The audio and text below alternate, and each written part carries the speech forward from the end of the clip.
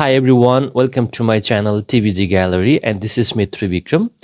आजको मेरो भिडियो रहेको छ स्पेशली रिडिङको फिल इन द ब्ल्याङ्क सेक्सनको बारेमा. सो रिडिङको क्वेशन्सहरु धेरैले चाहिँ रिडिङको क्वेशन्सहरु राखिदिनु होला भन्ने खालको कमेन्टहरु अथवा मेसेजहरु पाएको भएर चाहिँ मैले यो भिडियोमा पीटी को रिडिङ सेक्सनको बारेमा चाहिँ बनाएको छु र रिडिङ सेक्सन भित्रको पनि one of the most important as well as difficult question of fill in the blanks को बारेमा यो भिडियो रहेको छ र यसमा मसँग आज चाहिँ रहेको छ रिडिङ को fill in the blanks drag and drop को one of the most repeated र almost every website मा राखिदिएको एउटा क्वेशन रहेको छ र आई होप एउटा मात्रै क्वेशन छ यहाँनेर तर यो क्वेशनले तपाईहरुलाई थुप्रै आइडिया र स्ट्र्याटेजीहरु पक्कै पनि दिनेछ र तपाईको ongoing पीटी प्रिपरेसनलाई पक्कै पनि यो एउटा क्वेशनको माध्यमबाट तपाईलाई ठूलो सपोर्ट पुग्नेछ. सो तपाईलाई मैले बनाइरहेको भिडियोहरु मन परिरहेको छ भने भिडियोलाई लाइक गर्नु होला प्लस च्यानललाई सब्स्क्राइब पनि गर्नु होला र पीटी पढ्ने आफू जस्तै साथीहरु हुनुहुन्छ भने उहाँहरुलाई पनि शेयर गर्न सक्नुहुन्छ. So without any delay let's begin the question. अब हामीसँग रहेको यो क्वेशनमा पहिला हामी अप्सन्सहरु हेर्छौं. यहाँनेर अप्सन्स दिएको छ एउटा प्युरिटी, अर्को स्मिर्क, अर्को चाहिँ पजेस, अर्को बिहोल्डर, त्यसपछि अर्को दिएको छ डिफिकल्टी, फिगरेटिभ र फिजिकली. अब यो क्वेशन्सहरु गर्ने आफ्नो आइडियाहरु हुन्छ हैन. तैपनि जुन ड्र्याग एन्ड ड्रप क्वेशन गर्छौं हामीले यो ड्र्याग एन्ड ड्रप क्वेशन गर्दा चाहिँ आई थिंक सबैभन्दा पहिलो काम भनेको तपाईले अप्सन्सहरुलाई हेरेर प्यासेजमा जानु भयो भने चाहिँ एक लेभलले अलिकति तपाईले थोरै समयमा आन्सरहरु मिलाउन सक्ने अथवा आन्सरहरु सर्टलिस्ट गर्न सक्ने सम्भावना चाहिँ रहन सक्छ. किनभने प्यासेज पढेपछि अप्सनमा जाँदाखेरि पुरै अप्सन्सहरु हेर्नु पर्यो.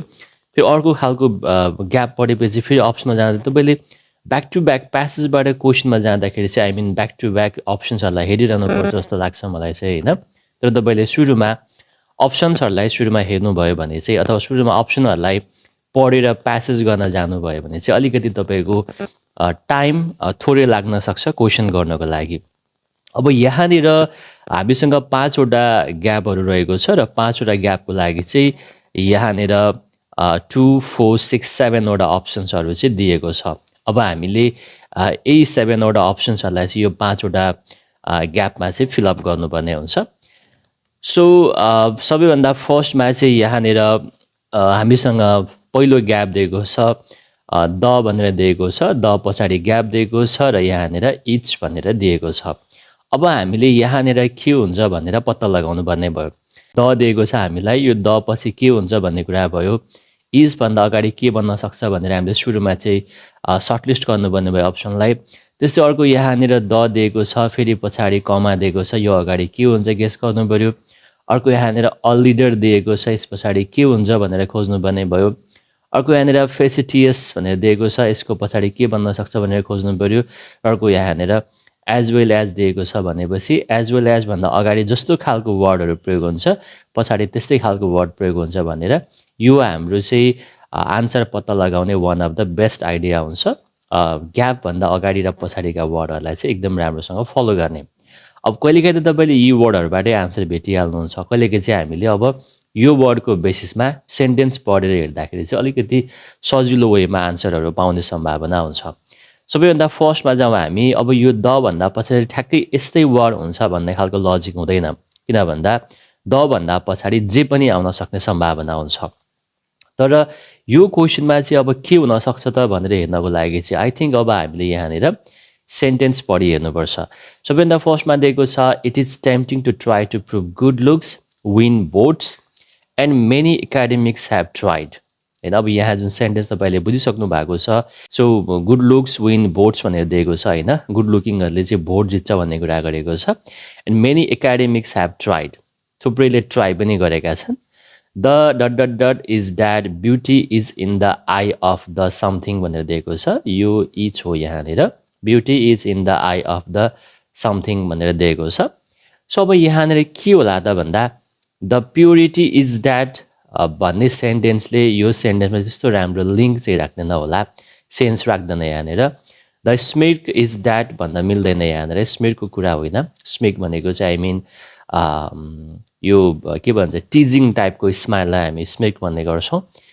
possess भनेको त have हैन own गर्नु भन्ने कुरा भयो यो पनि भएन beholder भनेको त पर्सन भइहाल्यो हेर्ने मान्छेलाई beholder भन्छ हैन behold भनेको हेर्नु beholder भनेको चाहिँ हेर्ने मान्छे भइहाल्यो the physically is that भन्दा पनि मिल्दैन यहाँनेर the pictorial अथवा figurative भनेको pictorial हो यो पनि यहाँनेर मिनिङफुल छैन सो यहाँनेर सबैभन्दा राख्न मिल्ने कुरा भनेको चाहिँ गुड लुक विन्स बोट्स र धेरैले ट्राई पनि गरेका छन् अब यसको जुन के भन्छ कन्टेक्स्ट छ यो कन्टेक्स्ट अगाडि बढ्दै गर्दाखेरि यहाँनेर राख्न मिल्ने अप्सन भनेको चाहिँ डिफिकल्टी हुनुपर्छ धेरैले ट्राई गरेका छन् गुड लुक्सले भोट जित्छ भनेर द डिफिकल्टी इज द्याट समस्या चाहिँ के हो भन्दा भनेर चाहिँ आई थिङ्क यहाँनिर यो कन्टेक्स्ट अगाडि बढेको हुनुपर्छ सो क्वेसन नम्बर 1 को जुन हाम्रो आन्सर चाहिँ it must be difficulty the difficulty is that समस्या के हुन्छ भने beauty is in the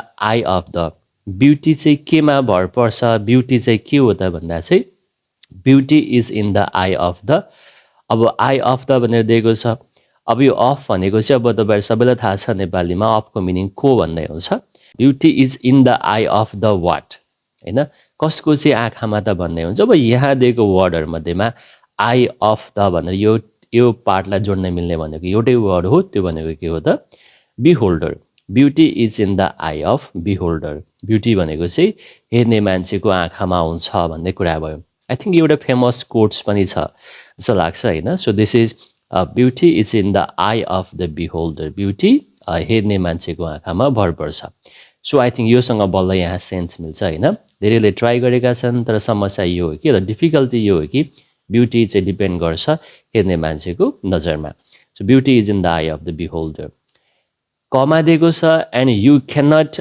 behold a politician's face अब यही दिएको रहेछ एन्ड दिएको छ सेन्टेन्स कन्टिन्यू भइरहेको छ यु क्यान नट बिहोल्ड भनेर दिएको तपाईले देख्न सक्नुहुन्न हेर्न सक्नुहुन्न भन्ने कुरा गरेको छ भनेपछि बिहोल्ड यही तपाईलाई हिन्ट्स दिइसकेपछि यहाँ आउने वर्ड पनि डेफिनेटली बिहोल्डर नै भइहाल्यो सो अगाडि जाँदै गर्दा चाहिँ हाम्रो क्वेशन यहाँनिर दिएको छ फुल स्टप पछिको नयाँ सेन्टेन्स सुरु भएको छ डज बाट सुरु भएको छ डज अ लिडर सो तपाईहरुले मेरो भिडियो अरु भिडियोहरु पनि हेरिसक्नु भएको छ होला च्यानलमा हैन छैन भने हेर्नु होला त्यहाँनिर मैले तपाईहरुलाई यो डु डज डिड पछाडी कस्तो खालको वर्डहरु प्रयोग हुन्छ कस्तो खालको इन्फर्मेसन प्रयोग हुन्छ कस्तो खालको भर्बहरु प्रयोग हुन्छ भनेर चाहिँ अलरेडी भिडियोहरु बनाइसकेको भएर चाहिँ तपाईले त्यो भिडियो हेर्नु भएको छैन भने you must watch to get the idea कि व्हाट डु डज डिडहरुलाई कसरी प्रयोग गर्ने र यसको कन्डिसन चाहिँ के हुन्छ भनेर हेर्नको लागि थाहा पाउनको लागि पनि तपाईले त्यो भिडियो चाहिँ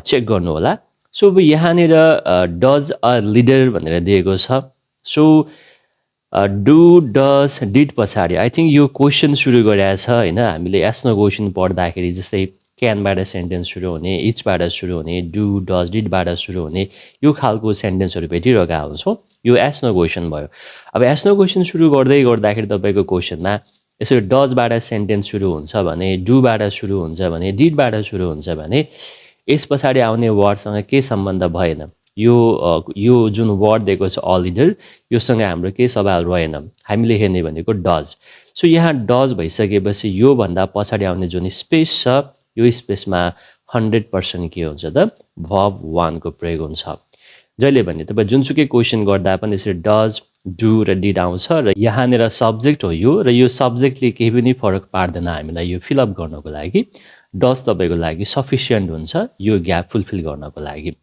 सो अब यहाँनेर दिएको जुन वर्ड छ डज अ लिडर के राख्ने भन्दा चाहिँ verb 1 राख्ने भनेर भन्यौ र हामीलाई दिएको अप्सन्सहरु मध्येमा कुन चाहिँ verb हो त भन्दाखेरि verb यहाँ एउटा दिएको छ त्यो भनेको चाहिँ possess भनेको have अथवा own भन्ने हुन्छ सो यसको राइट आन्सर भनेको चाहिँ does a leader possess so number 3 को आन्सर भनेको चाहिँ does a leader possess a disarming grin or भनेर दिएको छ अब यो जुन 4th नम्बरको ग्याप छ 4 नम्बरको ग्याप फिल अप गर्नको लागि चाहिँ हामीलाई आइडिया भनेको यहाँनेर एउटा कन्जंक्सन दिएको छ त्यो भनेको और सो यो जुन और जुन दिएको छ हामी लिंकर्स यहाँनेर दिएको छ यो लिंकर नै हाम्रो यो 4th नम्बरको ग्याप फिल अप गर्नको लागि सपोर्टिभ हुन्छ कसरी हुन्छ भन्दा or भन्दा अगाडि जस्तो खालको इन्फर्मेसन हामीलाई राखिदिएको हुन्छ, जस्तो खालको भर्ब हामीलाई राखिदिएको हुन्छ, or भन्दा पछाडि आउने वर्डहरु पनि त्यही खालको नै प्रयोग हुन्छ।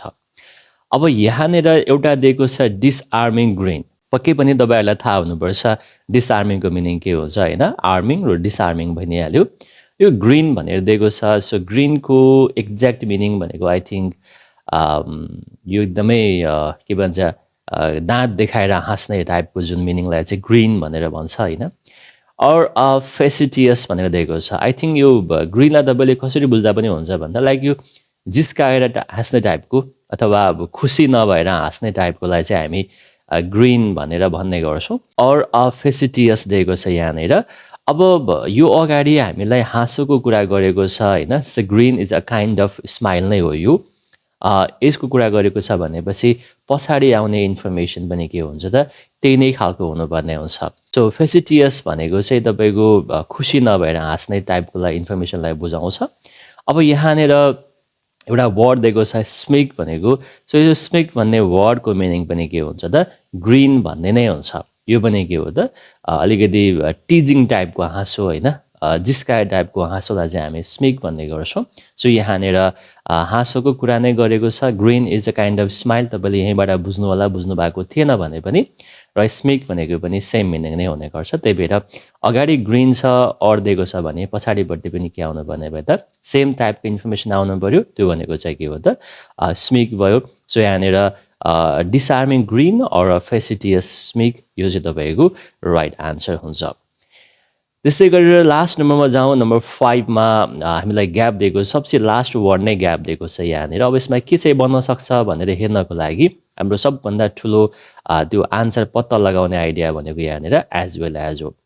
सो माथिपट्टि जस्तै तपाईले और पछाडि र अगाडिको वर्डलाई उस्तै उस्तै भनेर म्याच गरेर आन्सर फिलअप गर्नुभयो, यहाँनेर पनि हामीले एज वेल एज भन्दा पछाडि ग्याप दिएको छ भनेपछि यो अगाडि जस्तो खालको इन्फर्मेसन प्रयोग भइरहेको हुन्छ त्यो भन्दा पछाडि त्यही टाइपको इन्फर्मेसन अथवा त्यही खालको भर्बहरु नै प्रयोग भइरहेको हुन्छ। अब यहाँनेर हामीलाई पोलिटिकली अथवा यहाँनेर जस्तै it's hard to find anyone who can look at the president, यो स्पेलिङ यहाँनेर मिस्टेक छ, PRESI हो, यसलाई यसरी बुझ्नु होला। President without assessing him politically भनिसके पछाडि आउने वर्ड। सो यहाँनेर एज वेल एजको अगाडि एडभर्बको प्रयोग भइरहेको छ। पोलिटिकल्ली भनिसके पछाडि यो स्पेस भन्दा पछाडि आउने वर्ड पनि के हुन्छ त एडभर्ब नै हुन्छ। सो यहाँनेर पोलिटिकल्ली भन्ने वर्ड दिइसकेपछि तपाईले यो भन्दा पछाडि राख्नु पर्ने वर्ड पनि के हुन्छ त एडभर्ब नै हुन्छ, यालवाई लागेको वर्ड नै हुन्छ। सो हाम्रो अप्सनमा एउटा मात्रै अप्सन छ जसमा चाहिँ यालवाई लागेको छ, त्यो भनेको चाहिँ फिजिकल्ली हो। भनेपछि यो क्वेशनको राइट आन्सर यहाँनेर के हुन्छ त फिजिकल्ली भन्ने चाहिँ हुन्छ। So this is the right answer of number 5, politically as well as physically. Alright, so these are the answers of the very repeated as well as important question of PTE reading fill in the blanks drag and drop. So तपाईले यो भिडियोबाट पक्कै पनि आफूलाई आवश्यक पर्ने अथवा तपाईले क्वेशन गर्दा फिल गरेको प्रब्लमहरु सल्भ गर्ने स्ट्र्याटेजीहरु पक्कै पनि पाएको हुनुपर्छ, तपाईलाई इन्फर्मेटिभ लागेको हुनुपर्ने हुन्छ। So alright, this much and thank you for watching. And तपाईलाई भिडियो मन परेको छ भने लाइक गर्नु होला, च्यानललाई सब्स्क्राइब गर्नु होला, आफ्नो साथीहरुलाई शेयर पनि गर्नु होला। See you in the next video.